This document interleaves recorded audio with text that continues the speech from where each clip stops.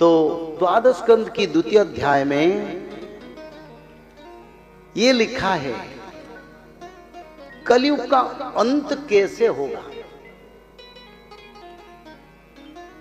अभी तो कलयुग चल रहा है, सब जानते हैं कलयुग चल रहा है, पर कलयुग की परमायु 4,32,000 है। इतने कम समय में कलयुग कैसे अंत हो गया। द्वादश स्कंद में क्या वेद व्यास जी ने लिखे हैं।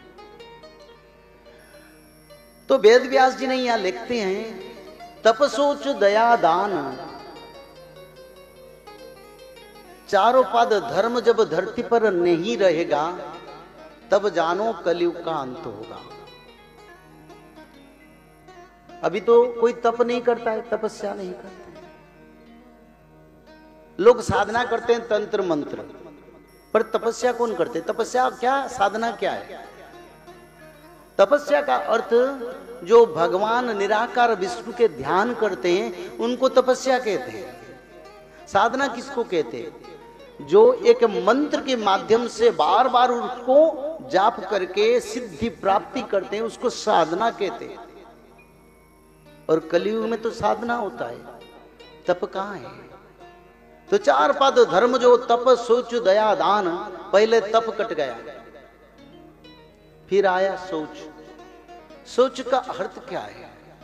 सोच का अर्थ 2 संतान के बाद पति पत्नी में संभोग का कोई संपर्क नहीं रहता है, भागवत में लिखा है। और क्या है? ना प्रातः स्नान और संध्या स्नान करके सूर्य देव को अर्घ्य प्रदान करना, सूर्य देव को जल तर्पण करना सनातनियों का पहला कर्म है। इसमें लिखा है, शास्त्र में क्या लिखा है? जब आसमान में तारे ढलते हैं, ब्राह्मी मुहूर्त का बात कहता हूं, उसी समय सूर्य देव को असुरों ने ग्रास करने के लिए उद्यत होते हैं, क्योंकि ऐसे वर उनको मिला है।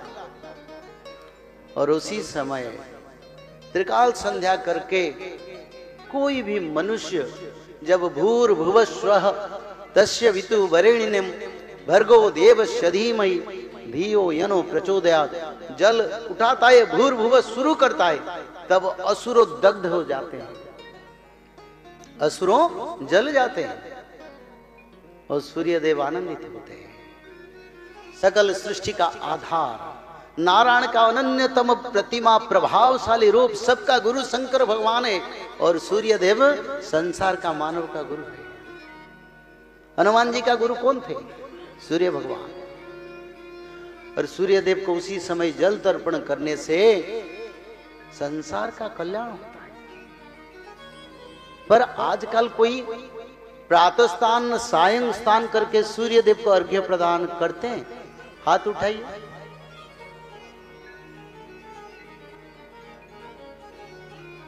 कौन सा मंत्र से करते हैं? क्योंकि ये शास्त्र में लिखा है गायत्री मंत्र से सूर्य देव को जल तर्पण करना।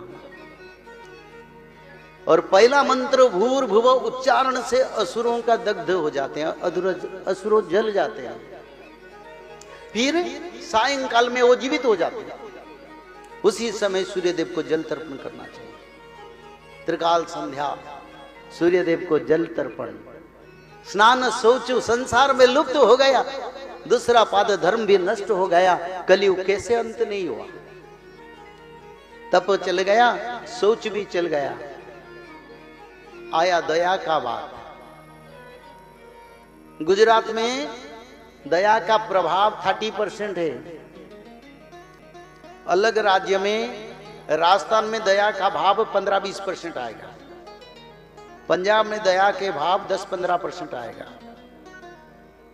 उसको छोड़ के जो जो राज्य है बराबर नहीं है। दया किसी को नहीं, दया किसी को एवरेज परसेंटेज से कोई गिनती हिसाब से नहीं आता है। वो भी 3 पाद धर्म कट गया, रह गया दान। दान कहां होता है? दान किसको दिया जाता है? दान का मूल्य क्या है? दान का डेफिनेशन क्या है? असद उपाय में दान का विनियोग के कारण कलयुग के आयु करीब 30,000 वर्ष कट गया। सबसे दान का राज्य गुजरात है और दान का मिस यूटिलाइजेशन हो रहा है। शास्त्र कहता है, कौन सा शास्त्र कहता है? भविष्य शास्त्र में इसका रचना है, दान का गलत रास्ता में विनियोग हो रहा है।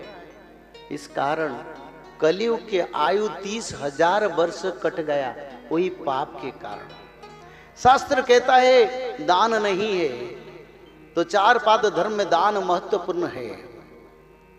तो इसलिए जो दान होता है, दान का 95% मिस यूटिलाइजेशन होता है, 5% दान सदुपयोग होता है। इसलिए दान भी नगण्य हो गया और दान की पद भी कट गया। तप सोचो दया दान कट गया, तो कलियुग कहाँ रहा? और वेद व्यास जी कहते हैं, हे परीक्षित, जिस समय धरती पर तप सोचो दया दान नहीं रहेगा, तब कलयुग का अंत होगा। आज इसके विचार सत्यता उपलब्धि होता है। ये पहला लक्षण हो, यानी तप सोचो दया दान नहीं रहेगा। और जो भी दान होता है, मानो हमारा 140 करोड़ लोग, उसमें दान करते हैं करीब 30 लाख लोग। 30 लाख लोगों से 29 लाख 99% तक दान का मिस यूटिलाइजेशन हो जाता है। आप बोले, आप कैसे बोलेंगे मिस यूटिलाइजेशन? मैं उसका बताऊंगा। जो दान देते हैं वो कभी परखते नहीं वो दान कहां खर्च होता है। सही बात है, क्योंकि बड़े परंपरा को देख के चेक लिखते हैं। तो सालाना हिसाब करोगे, सिक्योरिटी में कितना खर्च हुआ? सिक्योरिटी में 2 करोड़ रुपया खर्च हुआ। ठाट वाट गाड़ी यात्रा, गाड़ियां का यात्रा होता है, उसमें कितना खर्च होता है? करीब 10 करोड़ 5 करोड़ भी खर्च होता है। जो गाड़ी ये राज्य में दूसरा राज्य में जाकर वो पहुंचता है, उनको इंतजार में। तो इसलिए दान को परखना चाहिए।